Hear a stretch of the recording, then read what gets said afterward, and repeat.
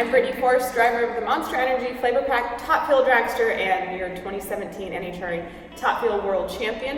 And I'm here today talking about how I first got into this race car behind me.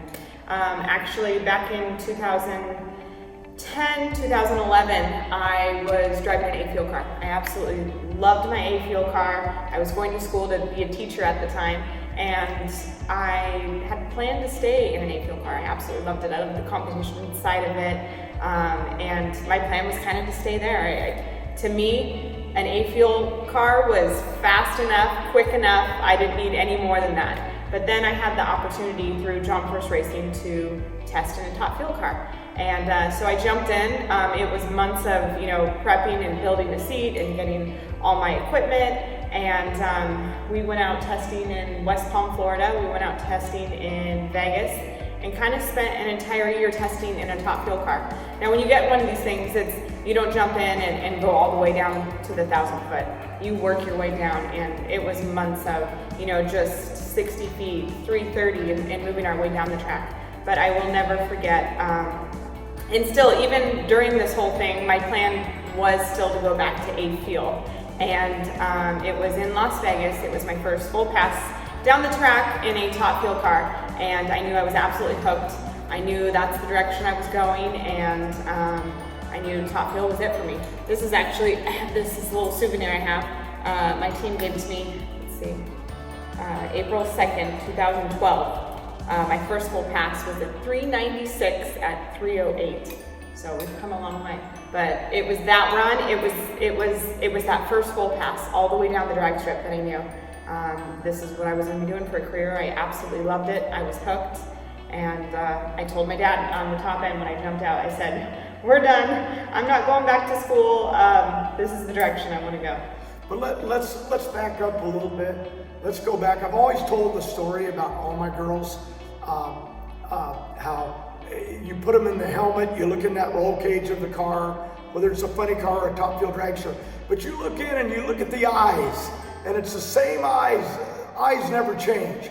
That when the first time I put her on a tricycle, and she had her little, I don't know, she had a hat on and glasses or a helmet, and she put on these little glasses, the eyes never change. And that is probably the thing that really was the most fearful for me.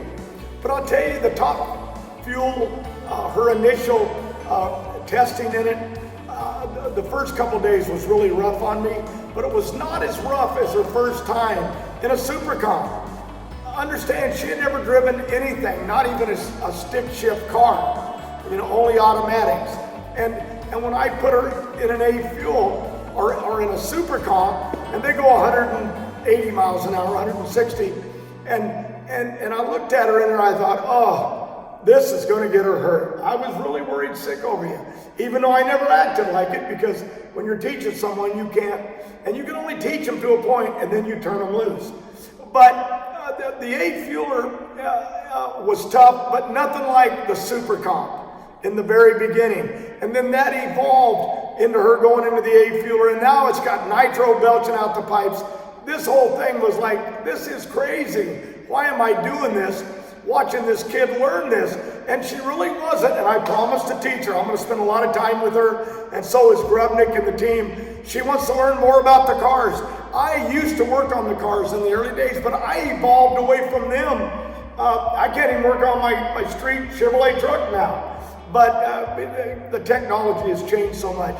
But it's amazing that when we made that transition, and I remember the first place we ever went, because it was over the winter, you'd already driven A-Fuel, you know what I mean? You'd already been down the racetrack, you'd already done all of that, you know what I'm saying? Even crashed a few times, whatever. But now you're talking about a car that doesn't run 280. You're talking about a car that runs 340 in 3 to 4 seconds.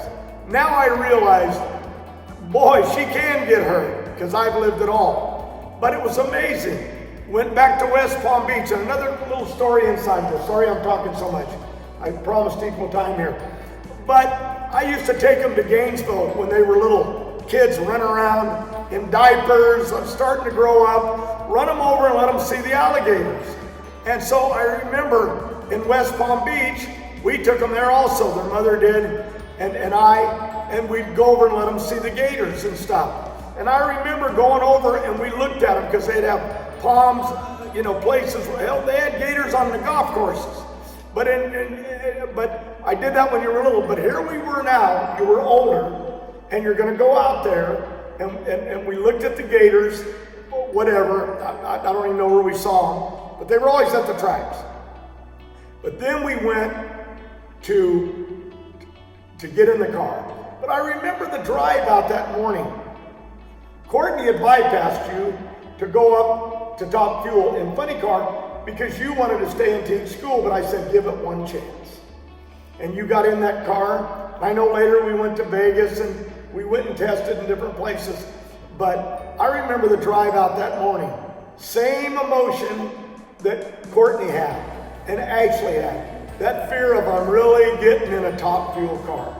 And I remember I almost saw tears in your eyes with you leaning over the seat. Me and Robert was in the front, and you're talking like, yeah, is it gonna be okay? How fast will it go? And it's no different.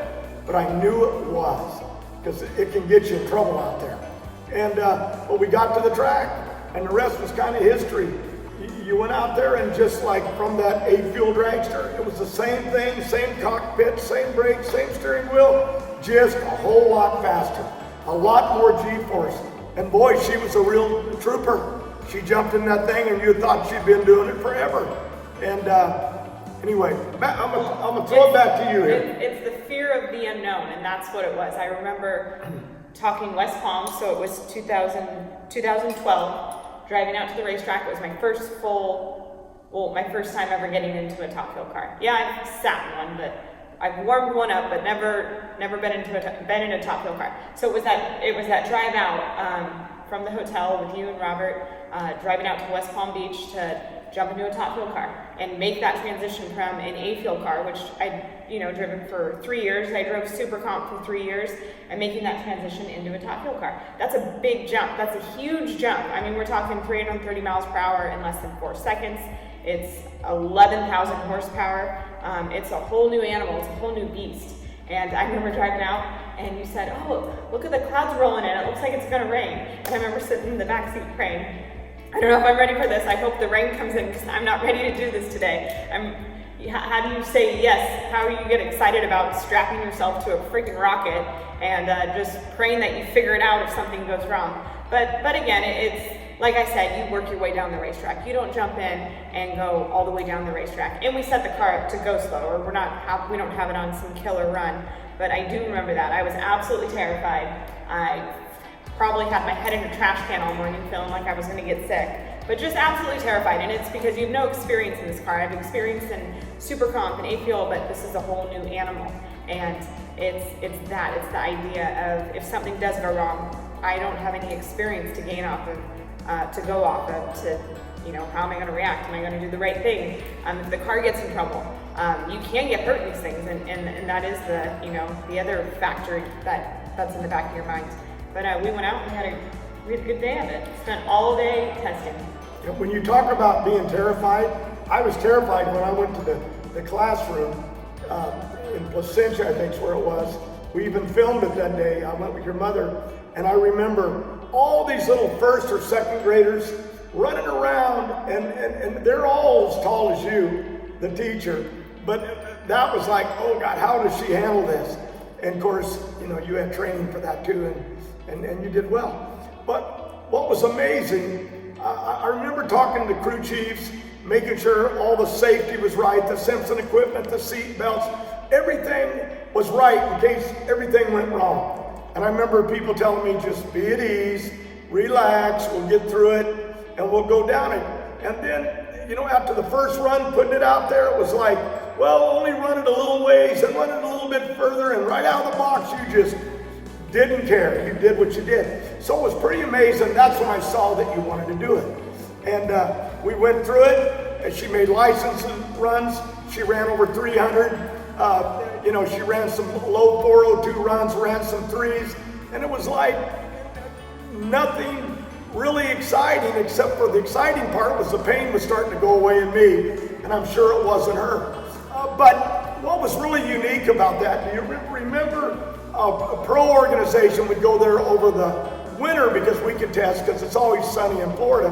And they would sell tickets to the crowds and they'd get a pretty good turnout. The stands would be full. And they came and asked if I could race a dragster, her, and I would be in the funny car and we'd run side by side. And I only beat her by a few inches. No, you beat me, you whipped me. We smoked the tires like 60 feet out. Yeah, but we ran a number of runs. No, we only did one run.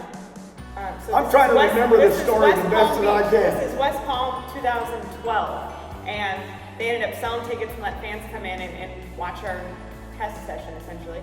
And I remember I was in the left lane, and your funny car was in the right lane. And I remember glancing over and thinking, holy smokes, like, you were in the lane next to me. That was probably one of my favorite runs in my entire career, was the run where you were in the lane next to me, just looking at your car. Because I remember sitting in the stands as a kid with Ashley and Courtney and Adria, watching you make runs, and now you were in the lane next to me. So, I mean, we blew the tires off the thing, didn't even make a good run, and he just smoked all the way down there and made a killer run. So he whipped my butt, but it was pretty cool to share that moment with you, having you in the lane next to me. One of my favorite runs. Well, the fans loved it, and I can tell you that it was a spanking she'll never forget. Oh, God.